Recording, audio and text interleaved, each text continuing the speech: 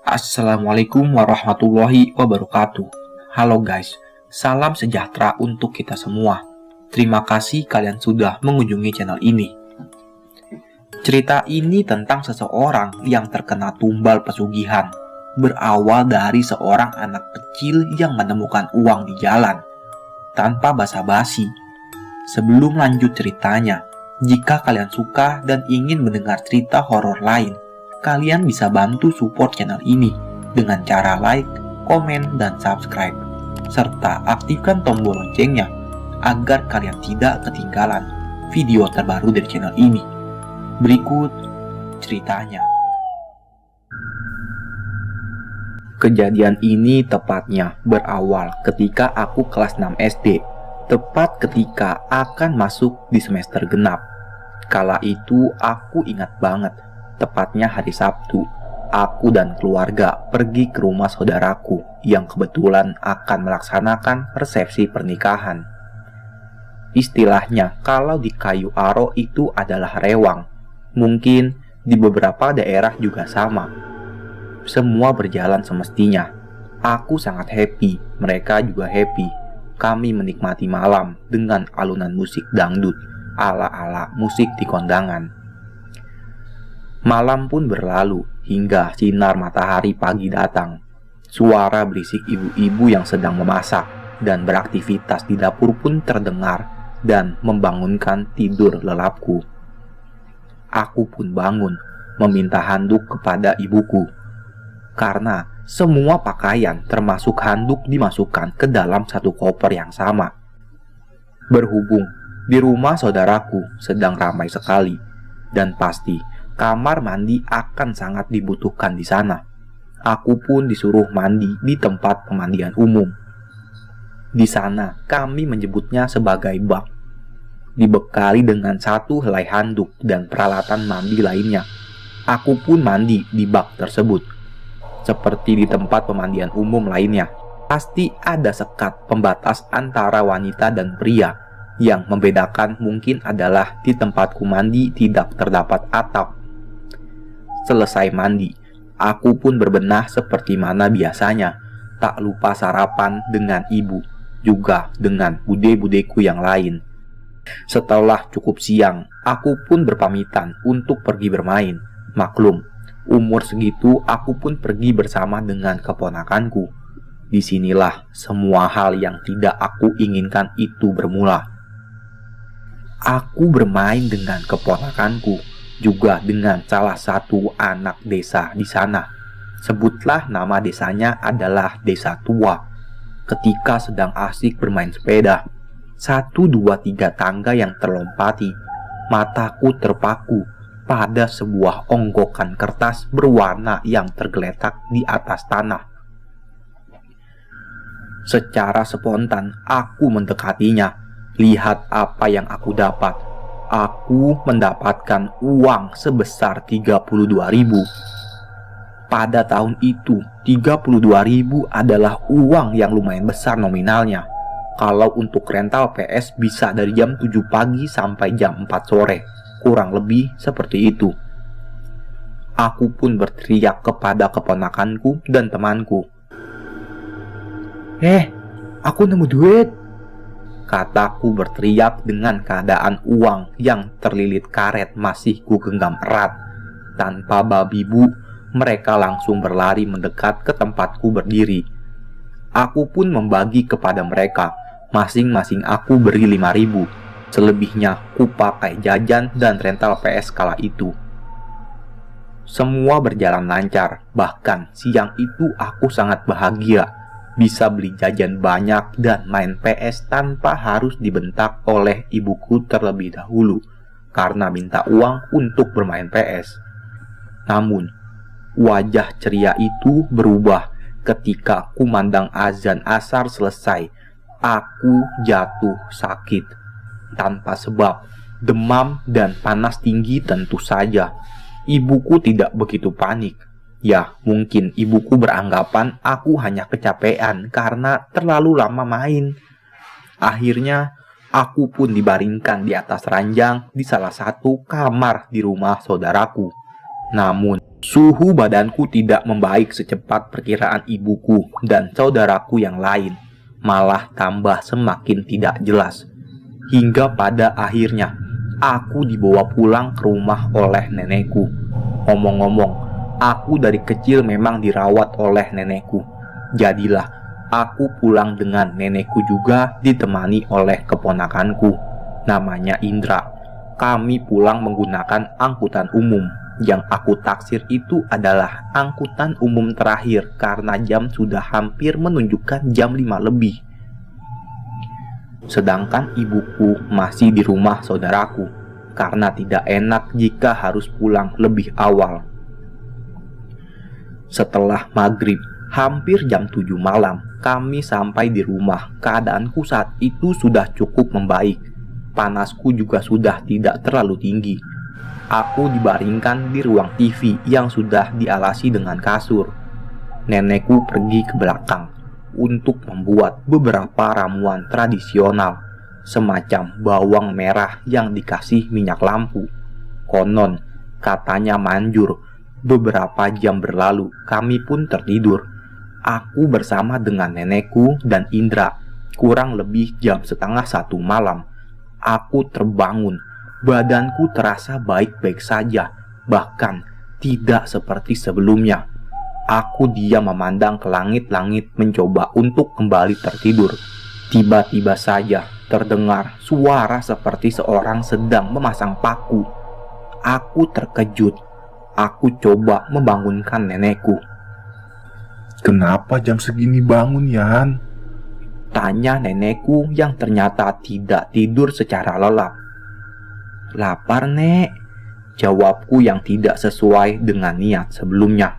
Padahal sebelumnya aku ingin berkata, "Di luar ada apa, Nek?" Namun yang keluar ucapan malah lapar. Aku bingung kenapa bisa begini. Tanpa babi bu, nenekku membuka selimutnya. Namun aku justru berdiri dan pergi menuju ke dapur sendiri. Aku tahu apa yang aku lakukan, tapi aku tidak bisa berbuat apa-apa. Seakan badanku digerakkan oleh seseorang.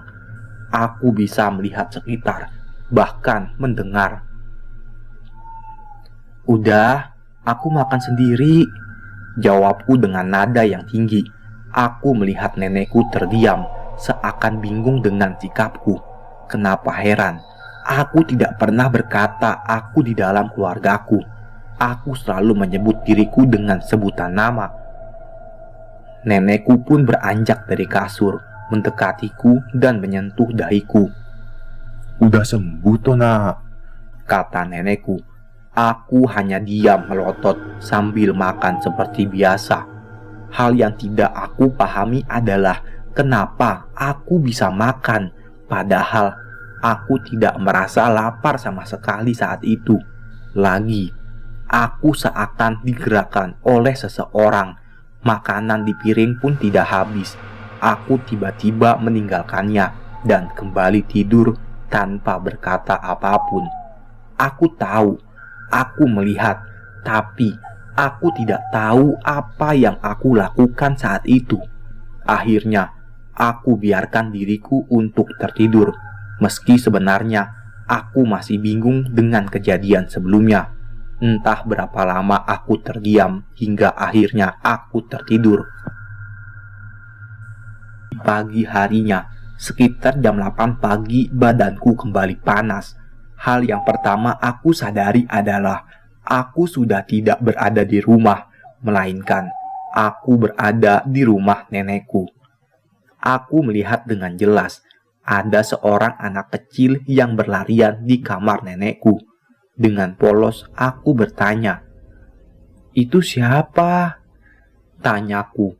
Kali ini aku sendiri yang bertanya. "Siapa, Dek?" Nenekku kembali bertanya.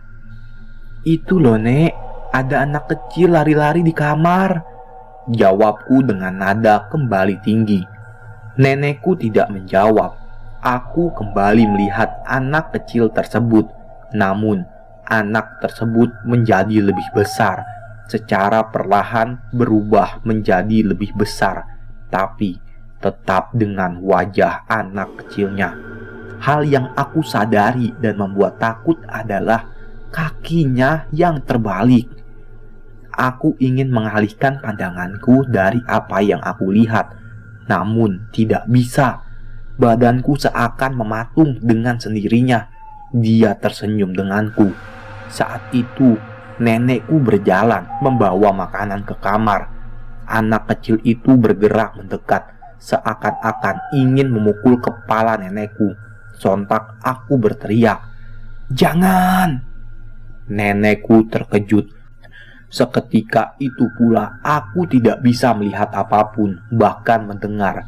Kesadaranku kembali menghilang.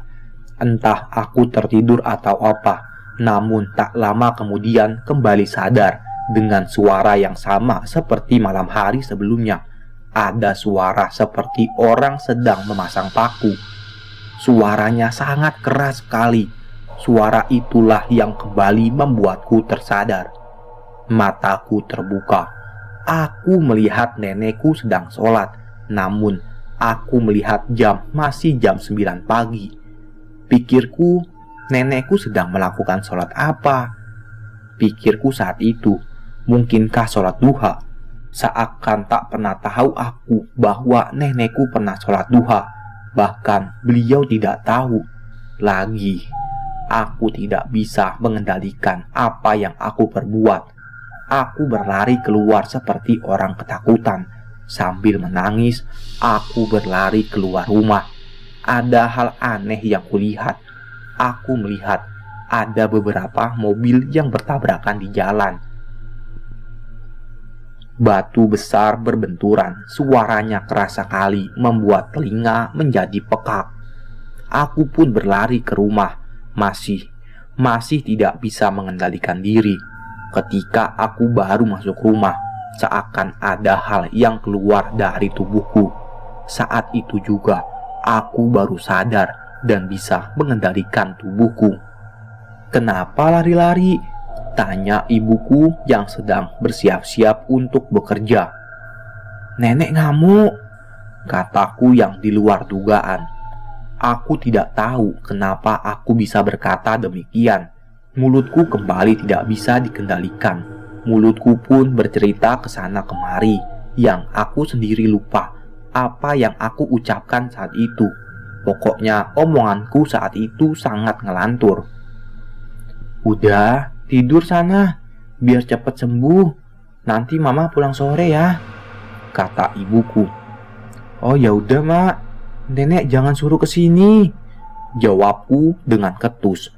Sejak kejadian di pagi hari itu, aku seakan tidak suka melihat sosok nenekku sendiri.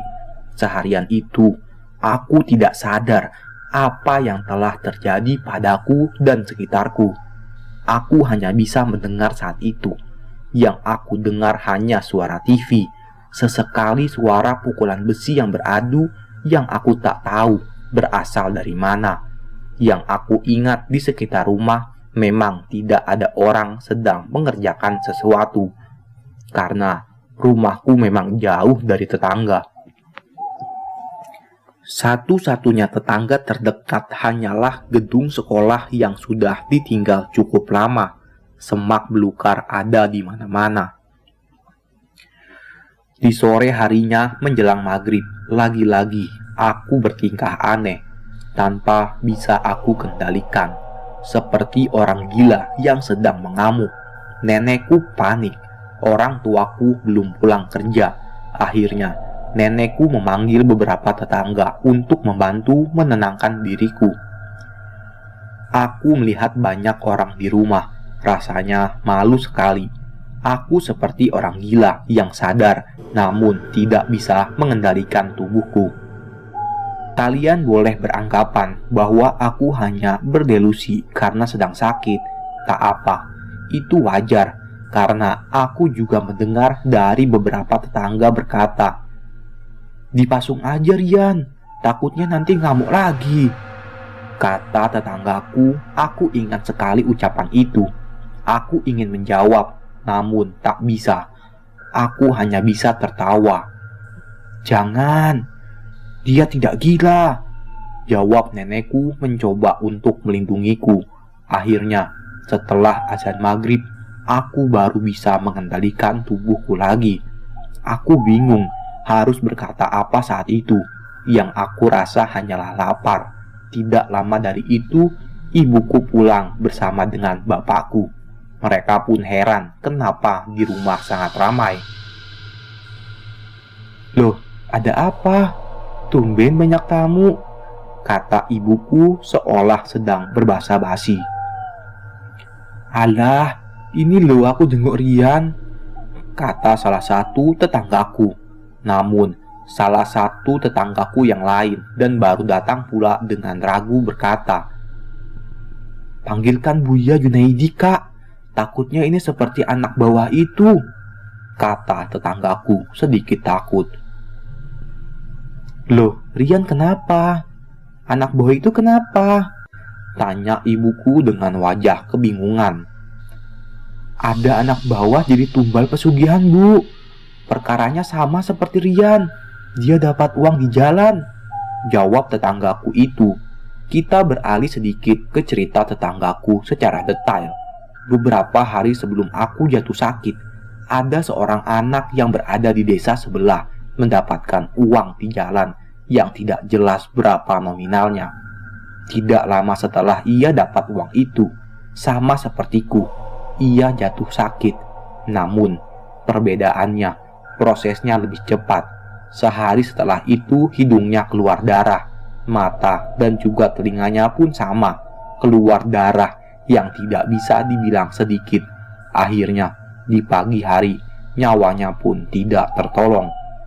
Mendengar cerita dari tetanggaku, tanpa bab ibuku berlari memanggil Buya Junaidi. Beliau adalah seorang buya yang biasanya mengobati orang sakit dengan kasus sepertiku. Tidak lama setelah itu, Buya pun datang bersama dengan ibuku. Beliau mendekatiku dan memegang pundakku. Hal yang aku lakukan kala itu adalah menatap Buya secara tiba-tiba dan seperti tidak suka. Sama halnya kala aku melihat nenekku. Ya, aku tidak lagi bisa mengendalikan tubuhku. Hanya mendengar dan melihat Buya hanya terdiam memegang pundakku dan melihatku. Tak lama, ia meminta segelas air untuk bisa diminum. Ya, tentu dengan bacaan yang ia tahu. Jadilah air itu aku minum. Setelah itu, aku dibaringkan di atas tempat tidur. Entah apa yang terjadi, aku pun tak lama itu terlelap. Mungkin aku sudah sembuh, pikirku. Ternyata aku salah.